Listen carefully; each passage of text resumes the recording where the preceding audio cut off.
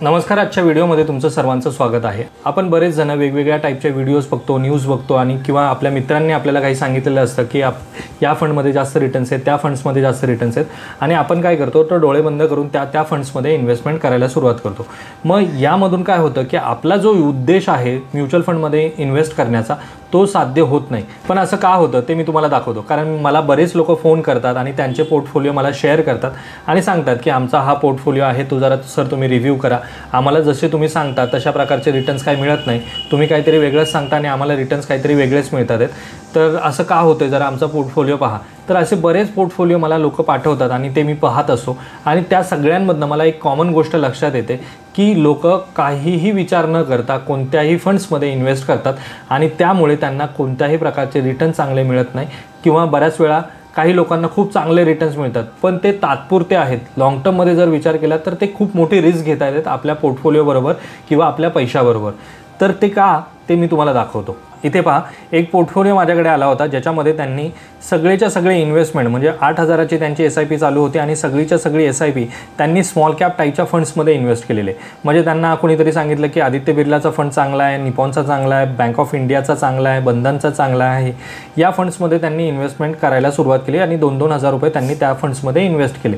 त्यातून त्यांना खूप चांगले रिटर्न्स मिळाले कारण की स्मॉल कॅप फंड चांगले रिटर्न्स देतात. पण लाँग टर्ममध्ये हे फंड अशाच प्रकारचे रिटर्न्स देतील की नाही माहिती नाही किंवा मार्केटमध्ये अशी काही सिच्युएशन येते, गेले जसं 1-1.5 वर्ष असं सिच्युएशन आलेली की मार्केट पूर्णपणे डाऊन होतं आणि त्याचा सगळ्यात जास्त इम्पॅक्ट या फंड्सवरती होतो. त्यामुळे जेवढे आपल्याला चांगले रिटर्न्स मिळतात तेवढी रिस्कसुद्धा असते. त्यामुळे त्यांनी जी स्मॉल कॅप फंड्समध्ये इन्व्हेस्टमेंट केलेली आहे ती मला रिस्की वाटते. कारण की सगळेच्या सगळे फंड किंवा सगळेच्या सगळे पैसे भले आपल्याला त्यातून चांगले रिटर्न्स मिळत असतील पण सगळेच्या सगळे पैसे एकाच फंडमध्ये टाकणं कधीही योग्य नाही. त्यानंतर असाच एक मला पोर्टफोलिओ अजून एक आलेला ज्यामध्ये मी असे काही पोर्टफोलिओचे मी स्नॅपशॉट इथे काढून ठेवलेत. त्यांनी सगळीच्या सगळी इन्व्हेस्टमेंट त्यांची मिड कॅपमध्ये केलेली आहे. म्हणजे मोतीलालचा ओसवालचा मिड कॅप घेतला आहे, कॉन्टचा मिड कॅप घेतला आणि त्यांनी मला सांगितलंसुद्धा की सर आम्ही हे 2 मिड कॅप घेतलेत पण एका मिड कॅपमध्ये आम्हाला खूप चांगले रिटर्न्स मिळतात, एकामध्ये थोडेसे कमी मिळतात आहेत आणि आम्हाला चांगले रिटर्न्स मिळतात. पण तरीसुद्धा मी सांगेन की जर तुमची पूर्णच्या पूर्ण इन्व्हेस्टमेंट एकाच टाईपच्या कॅटेगरीमध्ये जाते तर ती कधीही चांगली नाही. त्यासाठी तुम्हाला तुमचा पोर्टफोलिओ डायव्हर्सिफाय ठेवणं खूप गरजेचं आहे. त्यानंतर असेच काही फंड्स आहेत जसं फ्लेक्झी कॅप फंड, ज्याच्यामध्ये मी नेहमी व्हिडिओजमध्ये सांगत असतो की फ्लेक्झी कॅप फंड्स काय करतात तर जसं मार्केटचं डिरेक्शन असेल त्या टाईपच्या डिरेक्शनमध्ये त्या टाईपच्या कॅटेगरीजमध्ये ते इन्व्हेस्ट करत जातात. तर काही एका महाशयांनी काय केलं तर सगळीच्या सगळी इन्व्हेस्टमेंट वेगवेगळ्या टाईपच्या फ्लेक्झी कॅप घेतल्या आणि त्यामध्ये करून ठेवली. त्यांना वाटतं आहे की त्यातून त्यांना खूप चांगले रिटर्न्स मिळत आहेत पण हे रिटर्न्स कधीही तुम्हाला स्टेबिलिटी प्रोव्हाइड करणार नाही अशा टाईपच्या सेक्टर्समध्ये जर तुम्ही किंवा अशा टाईपच्या फंड्समध्ये इन्व्हेस्टमेंट करताय. मी नेहमी सांगतो की तुमचा पोर्टफोलिओ हा डायव्हर्सिफाय असावा. आता डायव्हर्सिफाय असावा म्हणजे असं नाही की तुम्ही वेगवेगळ्या टाईपच्या किंवा वेगवेगळ्या MCचे फंड्स घ्यावेत आणि त्यामध्ये इन्व्हेस्टमेंट करावी. डायव्हर्सिफाय कधीही त्याला म्हणता येणार नाही. अजून एक पोर्टफोलिओ माझ्याकडे आला ज्याच्यामध्ये त्यांनी सगळीच्या सगळी इन्व्हेस्टमेंट लार्ज कॅप फंड्समध्ये केली. ज्यामध्ये त्यांनी SBIचा ब्ल्यूचिप फंड घेतला, HDFCचा लार्ज कॅप फंड घेतला, ॲक्सिसचा लार्ज कॅप फंड घेतला, निपॉन इंडियाचा लार्ज कॅप फंड घेतला आणि सगळीच्या सगळी 20,000 रुपयाची SIP त्यांनी त्या फंड्समध्ये इन्व्हेस्ट केली. मी जेव्हा त्यांच्या पोर्टफोलिओबद्दल त्यांच्याशी बोललो तर त्यांचं म्हणणं असं होतं की मला 8-9% किंवा 10% रिटर्न जरी मिळाले तरी इनफ आहे, मला जास्त रिटर्नची काही अपेक्षा नाही आहे, मी चांगले रिटर्न्स मला त्यातून मिळत आहेत. पण तुमच्या व्हिडिओमधून मला समजलं की म्युच्युअल फंडचा पोर्टफोलिओमध्ये डायव्हर्सिफिकेशन असायला हवं म्हणून मी तुम्हाला हा माझा पोर्टफोलिओ शेअर केला.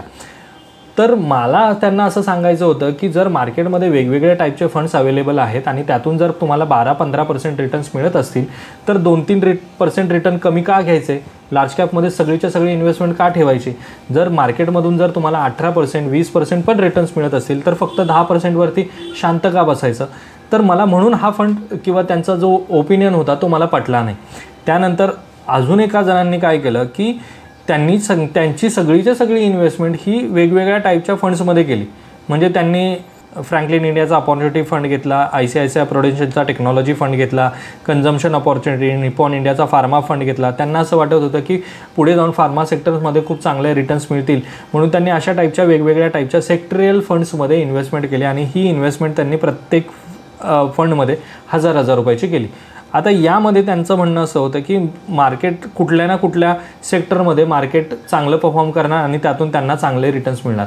सेक्टरियल किंवा थीमॅटिक फंड्समध्ये प्रॉब्लेम हा होतो की यामध्ये तुम्हाला जसे पाहिजे तसे रिटर्न्स कंटिन्युअसली मिळत नाहीत. एखादं वर्ष एखाद्या सेक्टरसाठी खूप चांगलं जातं, त्यातून 30%, 20%, 12%, 15%, 18% कितीही रिटर्न्स मिळू शकतात, पण प्रत्येक वर्षी तसेच्या तसे रिटर्न्स प्रत्येक वेळेस मिळत नाहीत. त्यामुळे कधीही ॲडवायजेबल नाही की तुम्ही तुमची सगळीच्या सगळी इन्व्हेस्टमेंट थीमॅटिक किंवा सेक्टरियल फंड्समध्ये करावी. मग जर अशा प्रकारची इन्व्हेस्टमेंट करायची नसेल तर मग इन्व्हेस्टमेंट करायची कशी, की म्हणजे डायव्हर्सिफिकेशन कसं आणायचं. डायव्हर्सिफिकेशनचा अर्थ असा नाही की तुम्ही सगळीच्या सगळी इन्व्हेस्टमेंट एकाच सेक्टरमध्ये करावी किंवा सगळीच्या सगळी इन्व्हेस्टमेंट एकाच टाईपच्या AMCजमध्ये करावी. म्हणजे असे काही पोर्टफोलिओ माझ्याकडे आले होते की त्यांनी सगळीच्या सगळी इन्व्हेस्टमेंट एकाच AMCमध्ये केली होती.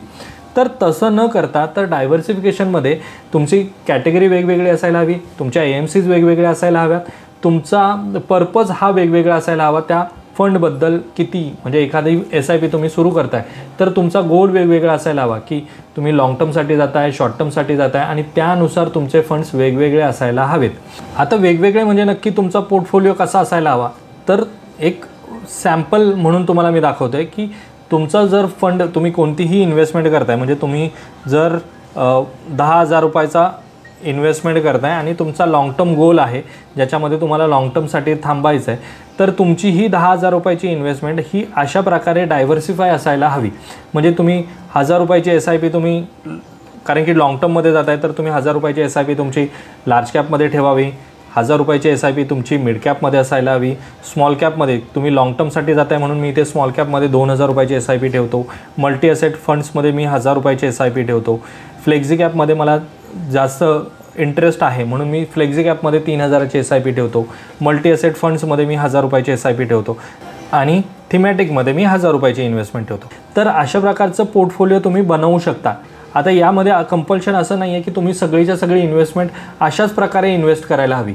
यामध्ये जर तुम्हाला असं वाटतं की तुम्ही लाँग टर्मसाठी जाणार आहात आणि थोडेसे ॲग्रेसिव्ह आहात, रिस्क घेऊ शकता, तर काही इन्व्हेस्टमेंट तुम्ही 3,000ची इन्व्हेस्टमेंट मिड कॅपमध्ये केली, 3,000ची इन्व्हेस्टमेंट तुम्ही स्मॉल कॅपमध्ये केली, 2,000ची इन्व्हेस्टमेंट तुम्ही फ्लेक्झी कॅपमध्ये केली आणि मल्टी कॅपमध्ये तुम्ही 1,000 रुपयाची इन्व्हेस्टमेंट केली. तर अशा प्रकारचं कॉम्बिनेशनसुद्धा घेऊन तुम्ही जाऊ शकता. इन्व्हेस्टमेंटचा पोर्टफोलिओ तुम्ही बनवू शकता. तुम्हाला जर असं वाटतं की तुम्हाला लाँग टर्मसाठीच जायचं आहे आणि तुम्हाला त्यामधून चांगले रिटर्न्स मिळवायचे आहेत, तर नेहमी मी सांगत असतो की जेव्हा केव्हा तुम्ही SIP सुरू कराल त्यावेळेस तुम्ही लक्षात ठेवा की स्मॉल कॅप फंडचा काही पार्ट तुमच्याकडे असायला हवा किंवा मग तुम्ही फ्लेक्झी कॅपमध्ये काही इन्व्हेस्टमेंट करायला हवी.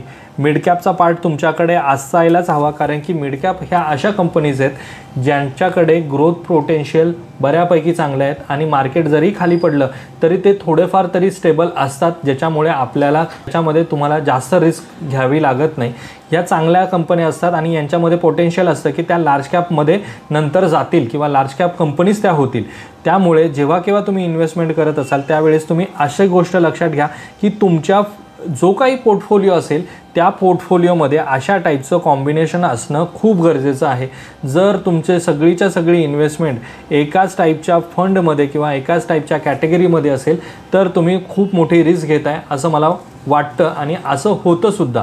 कारण की जर एखाद्या टाईपच्या कॅटेगरीमध्ये डाऊनफॉल आला तर तुमची सगळीच्या सगळी इन्व्हेस्टमेंट मायनसमध्ये जाईल आणि जर मार्केट खूप चांगल्या तेजीमध्ये असेल तर तुम्हाला त्या फंड्समधून खूप चांगले रिटर्न्स मिळत असतील, पण लाँग टर्ममध्ये हे कधीही ॲडवायजेबल नाही की तुम्ही एकाच टाईपच्या कॅटेगरीजमध्ये इन्व्हेस्टमेंट करावं. की तुमची इन्व्हेस्टमेंट ही अशा प्रकारची डायव्हर्सिफाय असेल तरच तुम्हाला त्यातून चांगले रिटर्न्स मिळतील आणि ॲज अन ॲव्हरेज तुम्ही लाँग टर्ममध्ये चांगले ग्रोथ त्यातून मिळवू शकाल. आता या व्हिडिओमध्ये जी काही स्कीमची नावं मी तुम्हाला सांगितलीत किंवा फंडची नावं जी मी तुम्हाला इथे दाखवलेली आहेत, यामध्ये माझं कोणत्याही प्रकारचं बाईंग किंवा सेलिंगचं रिकमेंडेशन नाही. हे फक्त मी तुम्हाला दाखवण्यासाठी किंवा फॉर एक्झाम्पल घेतलेलं आहे. जर तुम्हाला इन्व्हेस्टमेंट करायची असेल कोणत्याही टाईपच्या फंड्समध्ये किंवा कोणत्याही टाईपच्या स्कीम्समध्ये जर तुम्ही इन्व्हेस्टमेंट करताय तर त्या फंडबद्दलच्या पूर्ण डिटेल जाणून घेऊन, डॉक्युमेंट्स वाचून आणि त्यानंतरच तुम्ही त्यामध्ये इन्व्हेस्टमेंट करणं ॲडवायजेबल राहील. जर तुम्हाला अशा प्रकारचा पोर्टफोलिओ बनवायचा असेल किंवा नवीन SIP सुरू करायची असेल, लमसम इन्व्हेस्टमेंट करायची असेल तर स्क्रीनवरती मी माझा नंबर दिलेला आहे, तुम्ही माझ्या नंबरवरती मला कॉल करू शकता. किंवा मला ऑफिसमध्ये येऊन भेटूही शकता. डिस्क्रिप्शनमध्ये मी ॲड्रेस देणारच आहे. तर आजचा हा छोटासा व्हिडिओ जर तुम्हाला इन्फॉर्मेटिव्ह वाटत असेल तर नक्की ह्या व्हिडिओला लाईक करा. चॅनलवरती जर तुम्ही नवीन असाल तर चॅनलला सबस्क्राईब करा. भेटूयात आपण अशाच एका इन्फॉर्मेटिव्ह व्हिडिओमध्ये. तोपर्यंत बाय बाय.